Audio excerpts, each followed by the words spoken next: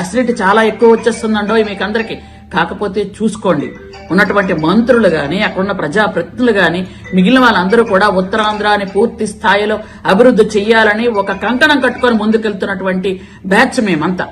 ఉత్తరాంధ్రాని develop చేయాలి అని ఈ రోజు మీ హయాంలో పూర్తిగా అందరు ఎంతో మందికి విశాఖ ఉక్కు, ఆంధ్రుల హక్కు అనుకున్న విశాఖపట్నాన్ని మీరు అక్కడ ఉన్నటువంటి స్టీల్ ప్లాంట్ ని క్లోజ్ చేసి పడేశారు. మీరు వాళ్ళందరూ రోడ్డు మీదకి వచ్చే పరిస్థితి తీసుకొచ్చారు.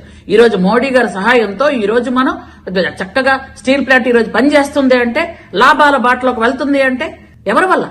మా చంద్రబాబు నాయుడు గారి వల్ల కాదా? ఈ రోజు మీరు మళ్ళీ మాట్లాడుతున్నారే సిగ్గు లేకుండా.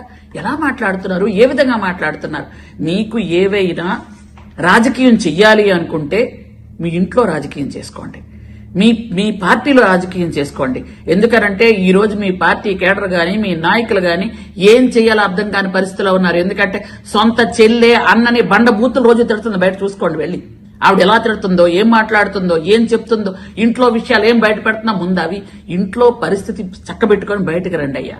ఎందుకు అనవసరంగా వైజాగ్ గురించి మాట్లాడతారు మీరు? కాబట్టి మళ్లీ చెప్తున్నాం, అభివృద్ధి అంటే చంద్రబాబు నాయుడు గారు, సంక్షేమం అంటే చంద్రబాబు